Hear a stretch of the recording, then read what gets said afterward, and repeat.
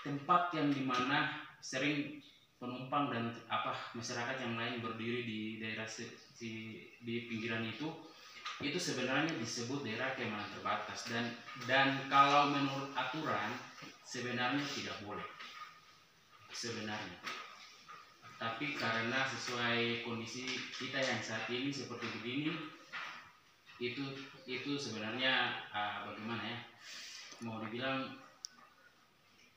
sebenarnya bersiko tapi tidak apa-apa. Yang penting selama tidak mengganggu keselamatan penerbangan tidak apa-apa. Yang tujuan utama di sini adalah keselamatan penerbangan, itu saja. Keselamatan dan keamanan penerbangan. Area lapor dini. Yang kedua, fasilitas sisi udara. Fasilitas sisi udara, kemudian ada fasilitas pertolongan kecelakaan penerbangan atau pemadam kebakaran atau PKPPK. Dan yang keempat adalah tempat penurunan dan pengambilan bagasi. Jadi untuk area lapor diri ditentukan itu sebenarnya di daerah di terminal yang bukan di terminal sih, di apa ya, gudang ya seperti itu lah, gudang pokoknya. Jadi tempat yang Bapak Sirnus itu sebenarnya. Jadi untuk timbang dan lain-lain di situ. Itu sebenarnya area lapor diri. Kemudian fasilitas sisi udara. Fasilitas sisi udara itu dia termasuk runway. Runway itu fasilitas sisi udara.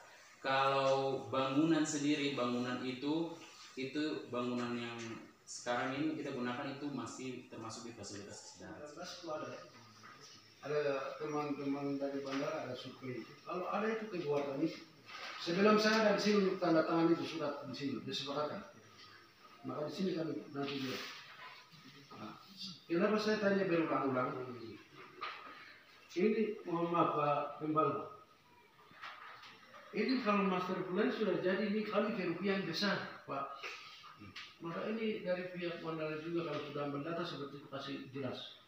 Supaya di titik mana yang kami tidak sebangun seperti itu. Jadi kami tidak paham antara pihak gereja, pihak pemerintah, ke ini begitu. Ini tolong. Kalau ada di sini begitu. Jadi mohon tolong tanyakan teman-teman yang kemarin mengambil data itu jatuhnya di mana. Terus kesepakatan tanda tangan di mana. Masalah lingkungan Pak, ini termasuk diwaris.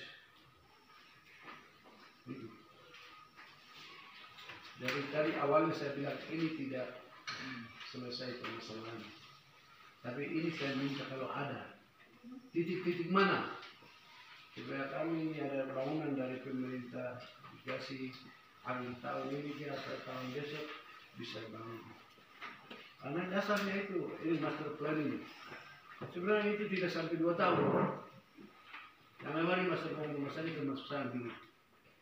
Jadi yang menghambat kami untuk bertubi-tubi masalah. Ini permasalahan di bangunan gereja yang jatuh. Bukan itu saja, yang lain-lain. Jadi teman-teman juga jangan salah memahami ya, ini. Saya bukan mendukung ke pihak bandara tidak, pihak ini tidak. Tapi master plan kalau memang sudah ada, karena kai bangun sampai berapa pasti mereka bilang suatu saat ini kali buka sudah masuk di sini begitu. Kerugiannya 2-3 kali itu. Maka kalau ada, saya tidak memihak ke pihak bandara ke ini, tapi ini nanti master plan-nya itu titiknya begitu.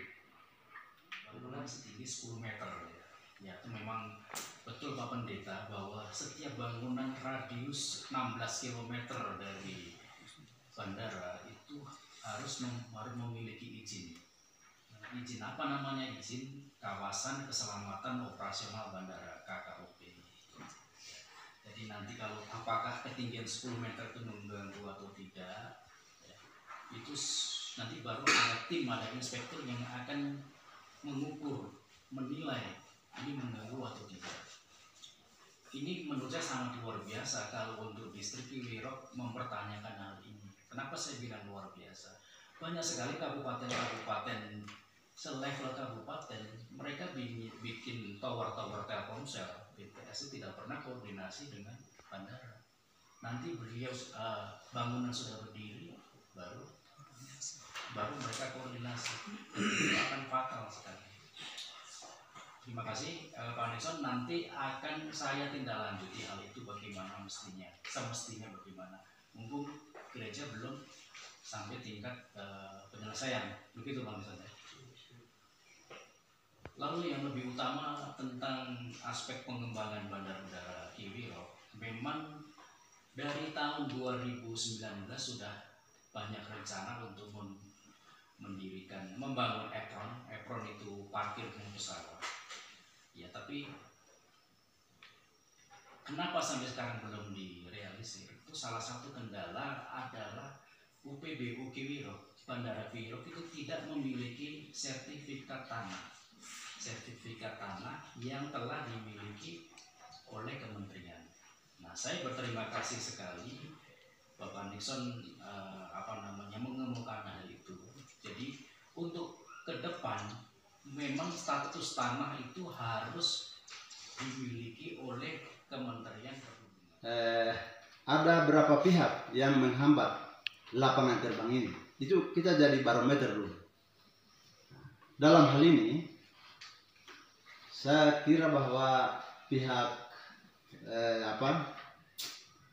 Pak Nixon, apa yang diutarakan oleh Pak Nixon atau Pak Kepala Puskesmas, Pak Beten itu dari sisi hak wilayah. Sedangkan untuk pihak kedua, ketiga dan keempat itu setelah ini kita tanggapi keberatannya di mana, sebabnya di mana, sumbatnya di mana, solusinya di mana. Artinya ya ini saya buka-bukain ya. Orang banyak bilang itu ini begini, tapi ini gereja ini begini. Ini banyak yang bicara-bicara di belakang-belakang. Maka saya terbuka di pertemuan terhormat ini. Yang jadi penghalang adalah gereja. Kemudian yang jadi penghalang adalah ya Bapak polisi juga. Yang jadi penghalang adalah Bapak Koramil juga. Nah, ini gambaran umum. Begitu dulu baru kita ambil solusi. Mana? Nah, karena Bapak saja bicarakan kita nanti. Ya, kita tidak bisa membuahkan hasil pertemuan ini. Maka semua kita buka-buka dulu. Nanti kita dulu kepada Pak polisi. Ah, ini kenapa melintang di sini? Ah, ini gereja kenapa melintang di sini? Ah, ini kenapa Bapak Koramil lagi di sini? Semuanya kita rangkum dulu, baru siapa sebenarnya sesuai dengan gambar yang dia kena pada polsek atau gereja. Itu. Baik, kalau untuk saya sesuai dengan apa yang Bapak bicara, tadi sudah jelas dari Pak Kabandara, gereja kayaknya atau mungkin tidak mengganggu Pak ya. Itu yang pertama. Posisi ya Pak, posisi nanti kalau posisi untuk sementara. Ketinggian kita belum bicara. Ya, ini pertanyaan tadi jadi saya jawab karena singgung saya dengan Pak Bandara. Nah, terus yang berikut, kalau untuk gereja saya pikir dari pihak bandara untuk sementara ini tidak mengganggu. Tidak tahu kalau mungkin 20 tahun, 30 tahun ke depan itu nanti belum tahu. Mungkin mau geser kemana, tapi untuk saya polsek pribadi, saya sudah sempat urus surat pelepasan adat ya. Kalau hari itu kalau saya tidak salah Pak PP atau Pak Satu yang tanda tangan ada itu. Pak Nixon juga sendiri sudah tanda tangan itu. Saya ada rencana ke depan mungkin 2021 atau 2022 mungkin saya polisi itu mau pindah ke gunung. Mungkin ke belakang lagi. Saya tidak tahu minta maaf pada lagi ya. Ini karena ini bicara masalah bandara, jadi sekalian saya buka.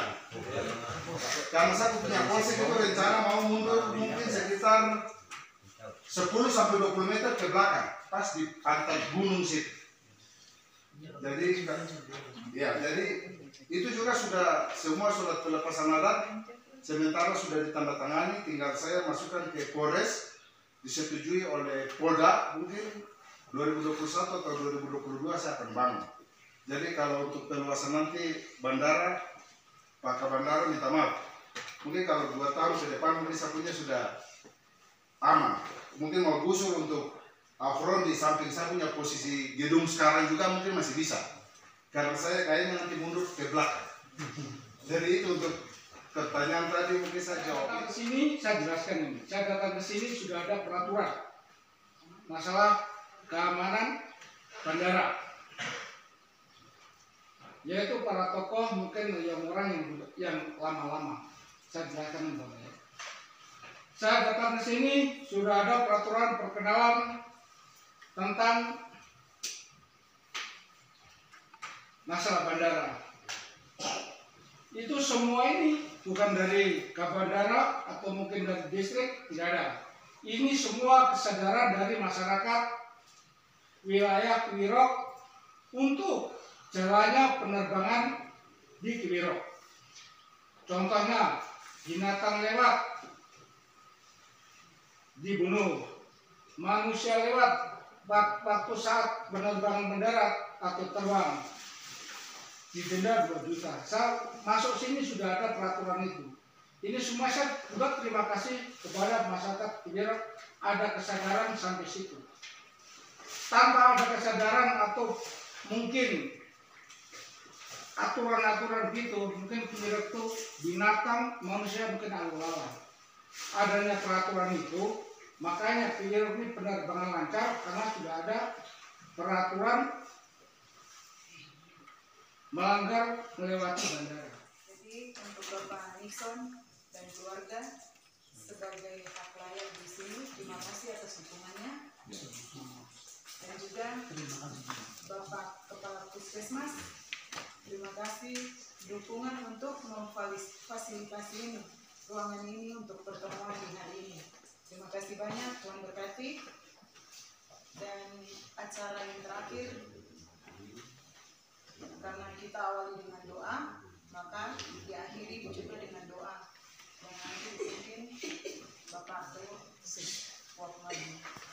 Mengucap syukur atas berkat dan rahmat Allah sehingga rapat pertemuan untuk Komite Keamanan Bandar Udara dan hal-hal yang kami masukkan atau bahas tentang bandara keamanan ini, keamanan dan ketertiban, perlindungan penyertaan supaya keamanan itu supaya tidak kecelakaan. Untuk itu Tuhan, kami boleh ruangan semua karena semata-mata daripada manifestasi daripada Roh Kudus, sehingga kami boleh pertemuan ini berjalan lancar sampai dengan selesai, dan kami ke tempat kediaman kami masing-masing. Biarlah Engkau menyertai memberkati kami sehingga kami tiba di tempat kami masing-masing dengan baik. Untuk itu di dalam nama Tuhan Yesus kami berdoa dan mengucap syukur kepada Allah Bapa di surgawi. Haleluya, amin.